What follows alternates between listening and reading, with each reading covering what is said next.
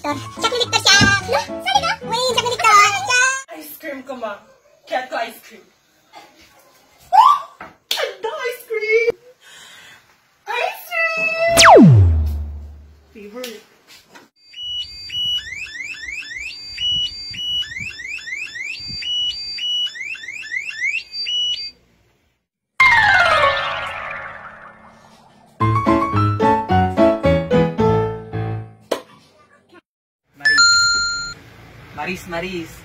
Maris, anyamit tinaldawin na gadupay sa gutom nga mo, Jun.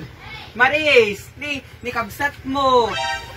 Classmate, ti kabsat mo, ti kapit bahay, Maris. Agreeing ka, naldawin. Ni, tayo oras ni.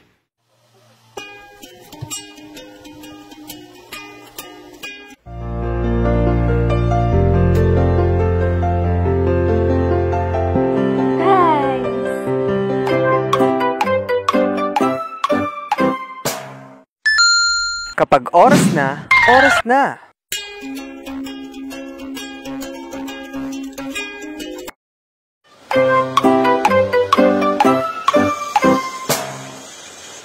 Kapag oras na, oras na! And at the end of the day, we are pleasing God's heart. And I realized 3 things. First, Matthew 6:33. Seek ye first the kingdom of God and His righteousness, and all these things shall be added unto you. Second, Colossians 3 verse 17. And whatever you do, whether in word or deed, do it all in the name of the Lord Jesus, giving thanks to God Father through Him. Third, Joshua 1:8. Keep this book of the law always on your lips. Meditate on it day and night, so that you may be careful to do everything written in it. Then you will be prosperous and successful. Ito si Ate Julia Maris na nagpapaalala sa buhay ng bawat isa, don't find time, make time. Time check. Kapag oras na, oras na. Tara, pray tayo.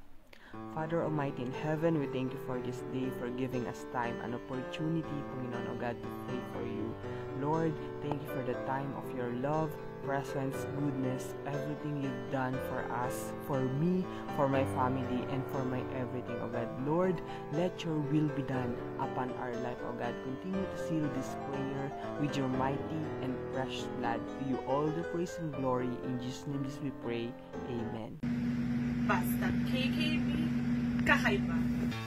Hello to all KKBs out there. We are all inviting you to join us on our KKB Virtual Worship Service Sunday, 4 p.m.